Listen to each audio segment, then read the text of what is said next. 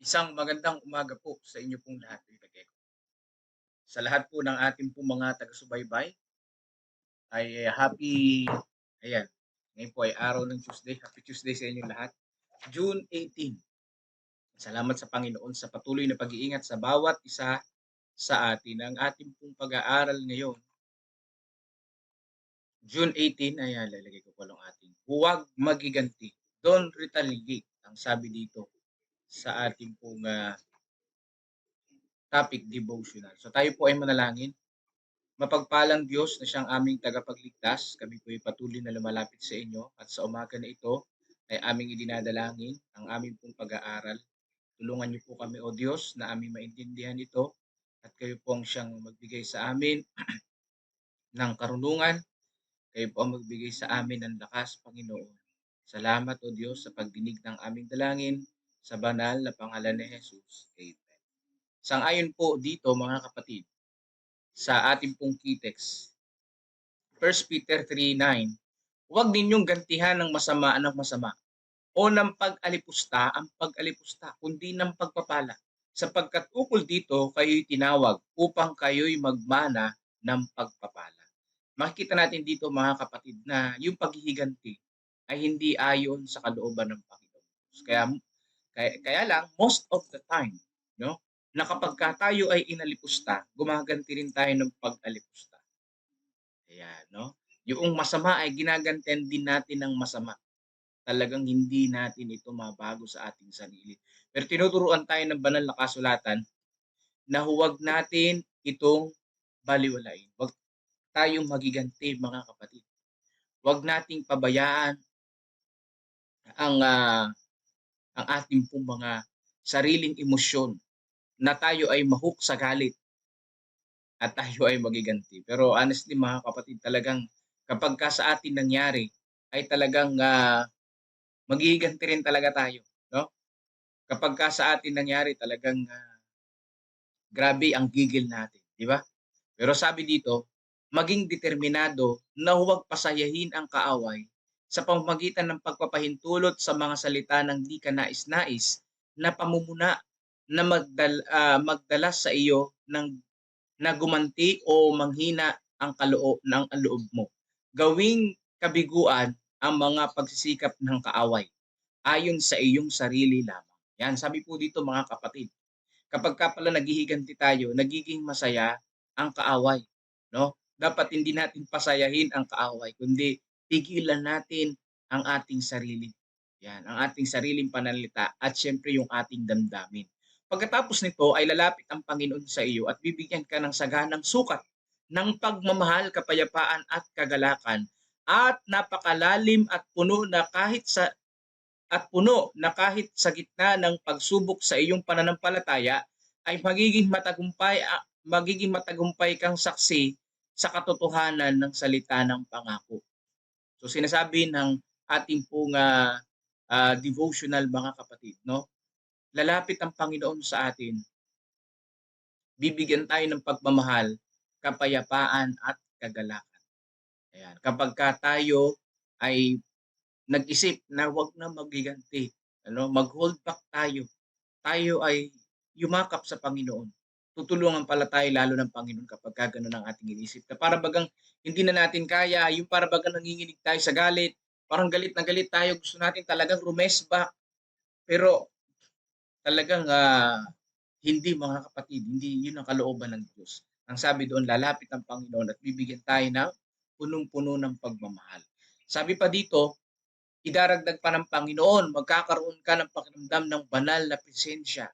Ang mga mata ng iyong pangunawa ay maliliwanagan. So ibig sabihin, ang key point talaga dito yung uh, pangunawa, no?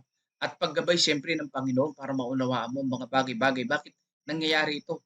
At ang katotohanan na kung minsan ay nakita mo ng malabo, ay makikita mo na ng malinaw. So sinasabi po ng salita ng ating pong Panginoong Diyos sa 1 Peter na yung paghihiganti ay gawing blessing. No?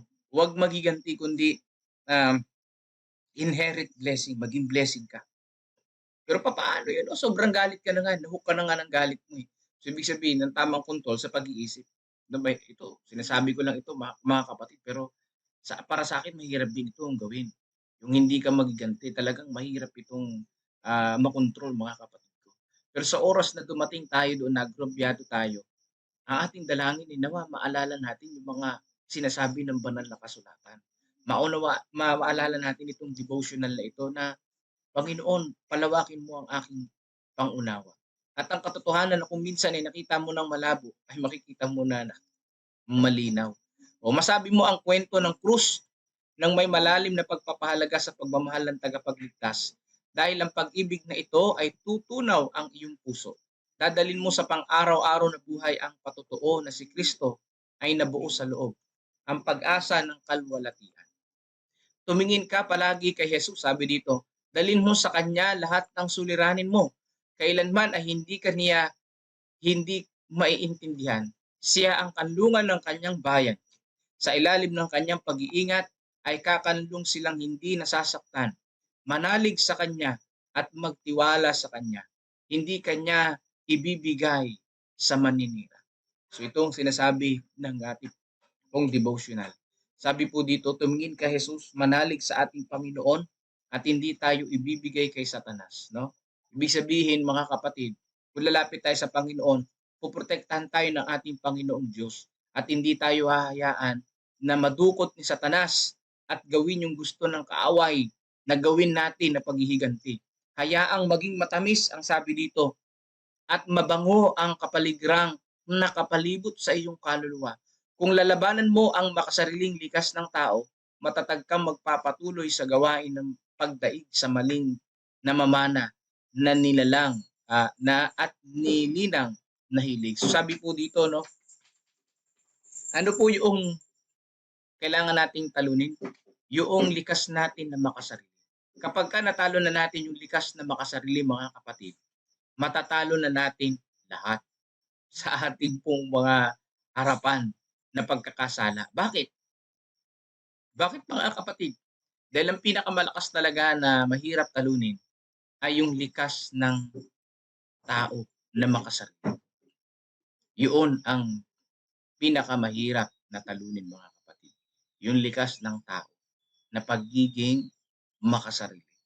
Kaya sabi pa dito, sa pamamagitan ng pagtitiis, mahabang pagtitiyaga at pagtitimpi ay marami kang magagawa. Tandaan na hindi ka maaring ipahiya ng hindi matalinong mga pananalita ng ibang tao. Totoo po yun. Hindi ka maaaring maipahiya ng hindi matalinong pananalita ng ibang tao. Sabi pa dito, ibig sabihin mga kapatid, ang pwedeng magpahiya sa iyo, yung mangmang. Pero yung matalinong tao, hindi ka mapapahiya sa kanyang mga salita. Dahil may tinatawag na professional, no, na word, na kahit na ayaw sa'yo, professional yung way niya. Kapag ka ang isang tao ay matalino, hindi ka niya maipapahiya sa pananalita lamang. Ang taong nagpapahiya sa kanyang kapwa ay yung mangmang. Ayan. So sabi po dito mga kapatid, ang kinakailangan natin para matalo natin ang pagiging makasarili, kailangan magkaroon tayo ng pagtitiis, pagtitiyaga, at pagtitimpi. So napakahaba niyan. Napakahirap niyan mga kapatid. Lalo na kung ikaw ay war freak na tinatawag. Mahirap magtiis kapag ka ika'y galit na galit. Mahirap magtiyaga kapag ka talagang gusto mong banatan. Mahirap magtimpi mga kapatid kapag ka ikaw ay talagang naagrabyado. Ang sabi po dito mga kapatid sa pagpatuloy, kundi kapag nagsalita ka ng hindi matalino, ay pinapahiya mo ang iyong sarili at mawalan ng tagumpay na maaring natamo mo sana. So dito po mga kapatid ko, no, ang matalino hindi nagpapahiya ng kapwa. Pero yung mangmang, yun yung nagpapahiya ng kapwa. Kaya kapag ka hindi mo napigilan ang sarili mo na magsalita ng mga bagay na ikapapahiya ng ibang kapwa, ng kapwa mo tao, ay hindi ka naging matalino sa point na yan. Naging mangmang ka. Bakit? Nung una, nagpatalo ka sa kaaway. Nagpatalo ka sa iyong sarili. 'Di ba? Na pagiging makasarili. Nung inisip mo yung damdamin mo kaysa inisip mo ang Panginoon na magtagumpay sana sa iyong buhay sa punto na yun. Panatilihin ang iyong sarili kung saan ang tatlong dakilang kapangyarihan ng langit, ang Ama, Anak, at ang Banal na Espiritu ay maaaring maging iyong kakayahan. No? Tatlong kapangyarihan ng langit, mga kapatid, sabi dito ni Mrs. White, ang Ama, Anak, at ang Banal na Espiritu. Ang ating Panginoong Diyos na makapangyarihan, siyang dakila, na siya makapagbibigay sa atin ng gabay. No? Ang mga makapangyarihang ito ay gumagana sa isa na nagbibigay ng kanyang sarili na walang pag-aalinlangan sa Diyos. Ang lakas ng langit ay nasa ilalim ng pag-uutos ng mga mananampalataya ng Diyos. Ang taong ginagawa ang Diyos na kanyang tiwala ay nagbabarikada ng hindi magigibang pader. Yan po mga kapatid. Sabi po dito, kapag ka ang Diyos ang ating pinagtiwalaan, mga kapatid ko, mas matibay pa sa Wall of China. Matibay pa sa Wall of China. Mas matibay pa sa Wall of China yung ating damdamin at pag-iisip na kapag nagtiwala sa Panginoon, na kapag nagpasakop sa Panginoon, matibay pa sa Wall of China yung ating damdamin na hindi basta-basta maghiganti kapag kinanti. O sana all. Ganyan na mga mananampalataya. Ako, parang kailangan pa ng maraming process. Kasi ako talaga pinanganak ako sa bandang floodway, squatter area. Talagang uso ang magiganti. Talagang napansin ko na nakatatak na sa aking sarili, nakatatak na sa aking pagkatao. Kaya lagi kong dinadalangin, Panginoon, change my heart. Magkaroon din ako ng ganitong pader na hindi matitinag, na hindi talaga matitinag na maging makasarili at magiganti. Tulungan nawa ako ng Panginoon. Nawa itong mga kapatid, ito rin yung ating pong panalangin, no? Yung Wall of China ng ating pong puso. Matibay pa sa Wall of China. No, yung ating puso na hindi makikinig sa kaaway, kundi ang papasayahin ay ang ating Panginoong Diyos. Kaya sabi dito sa 1 Peter 3:9, huwag ninyong gantihan ng masama ng pag-aalipusta ang pag-aalipusta, kundi ng pagpapala. Sapagkat ukol dito kayo'y tinawag upang kayo'y magmana ng pagpapala. Yan ang sinasabi ng banal na kasulatan. Magmana ng pagpapala. Tayo ay tinawag ng Panginoon para pagpalain ng iba. Pero kung hindi na natin makaya, mga kapatid, merong isang practical na turo, no? Kapag ka ikay galit na galit, gusto mo mag-reply dun sa galit ng iba na sinabi sa'yo. Bago ka magsalita, magbilang ka muna ng 1 to 10. 1, 2, 3, 4, 5, 6, 7, 8, 9, 10 bago ka magsalita. And whisper a prayer sana. Huwag mong kalilimutan yun. Huwag ka agad magre-reply sa galit na sinabi sa'yo. Mag-isip ka muna 1 to 10 bago ka mag-reply. Dahil sa pag-reply mo agad dun sa galit, maaring yun ang magbitya ng patayan. Dahil sa galit, di ba? Magbitya yun ng kaguluhan. Lumala at hindi mo na makontrol ang iyong sarili. 1 to 10, mga kapatid. Naharinawa, magawa natin ito ayon sa kalooban ng Panginoong Diyos. Magawa natin ito at ang Panginoon ang maging masaya sa ating pong mga desisyon. So maraming salamat po sa inyong pakikinig at sa umaga na ito ay ibigay na natin ang pagkakataon kay Brother Melvin para po sa isang panalangin sa ating pong Panginoon Diyos. God bless po at maraming salamat po sa inyo pong lahat. Amang banal na makapangyarihan sa lahat, patuloy na kami ay nagpapasalamat sa inyo sa umaga na ito na ginising muli sa tamang oras na itong lesson na ito bilang paalala sa amin muli ay amin namang matandaan at maisabuhay. Tunay na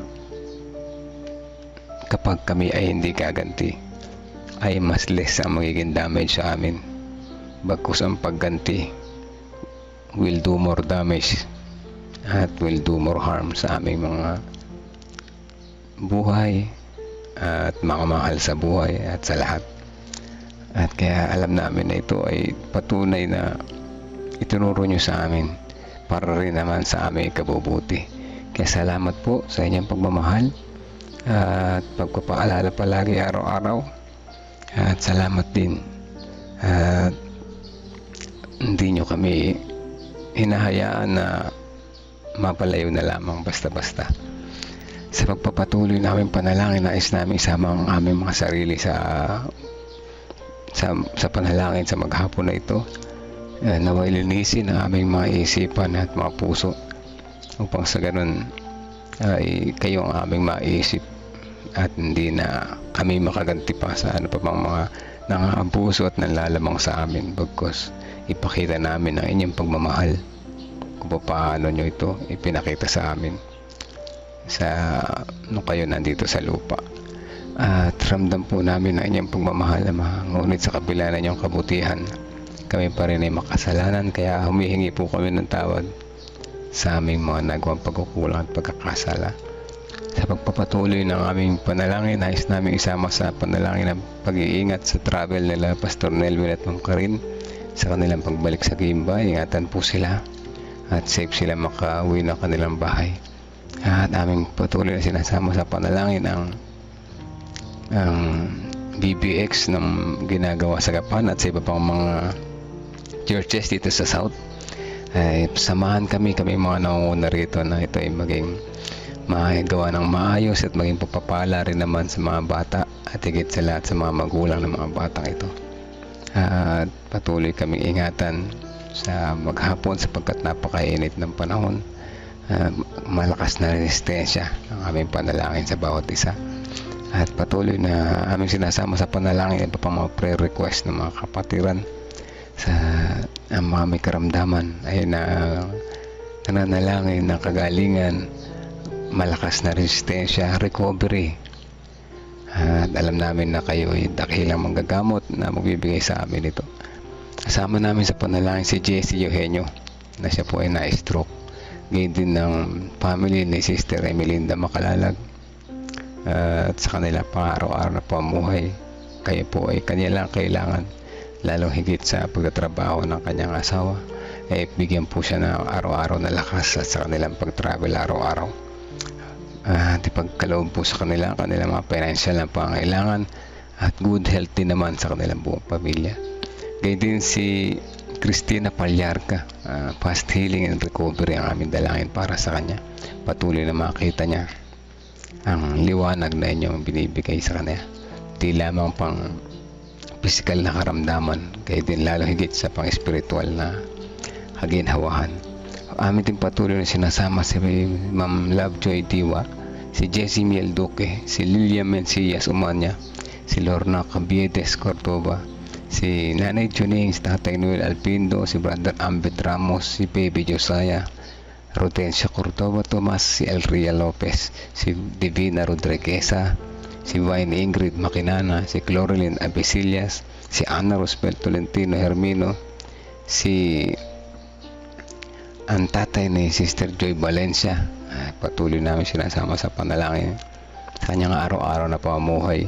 Ay ingatan niyo po siya lalong higit sa kanyang kalusugan at ang kanyang mabilis at maagang pag-uwi ay aming panalangin pumakasama niya ang kanyang mga mahal sa buhay. Amin din patuloy sinasama si Gary Mercado, si Brid Renato Santos, si Brid Renato, si Estrella Gargasin, si Claire Andaya, si Judelyn Perolino, si Peli Domingo Gucheco, si Brother Lorenzo Cabietes, Sister Lorna at Brother Monty Cabietes, Kenneth, Sister Ana Manuel na patuloy pa rin nasa banig ng karamdaman, si Christopher Omali Coderes, kaya si Ate G. Tino Reyes, Sister Estrella Gagasin, si Kuya Bobby, si Ate Lorna, si Ate Gigi Concepcion, Gregorio Santin, si Kuya Jerry Purpon, si Ma'am Sheila kasama rin si Erica Elis Santos Rivera, Sister Tina Santos, Sister Dora Magana at Sister Nena Salazar, Sister Adel, Tatay Carlito Tomas, si Nanay Fina, Tatay Rudy Rico Hermoso, ang Perez ni Pam Karin at ni Pastor Nelvin, si Ding Bautista, Pining Eugenio Javier, si John Paul Cheng, si Jinjin, si Sister Percy, Sister Risa Enriquez, Sister Aimee Kilantang, si Ate Grace Samano, Ate Esther Lopez, Brother Benjamin, si Marilita, si Pichi, Renato Santos, ang family nila Romnick, Olivia Veronica at Rebecca Francisco, sina Precious Cabosog, Princess Jerquina Arias, si Sister Nena, Ate Sally Sanchez, Janet Ontivero, Janet Guzman, Arturo Doque at Erlinda Doque. Ang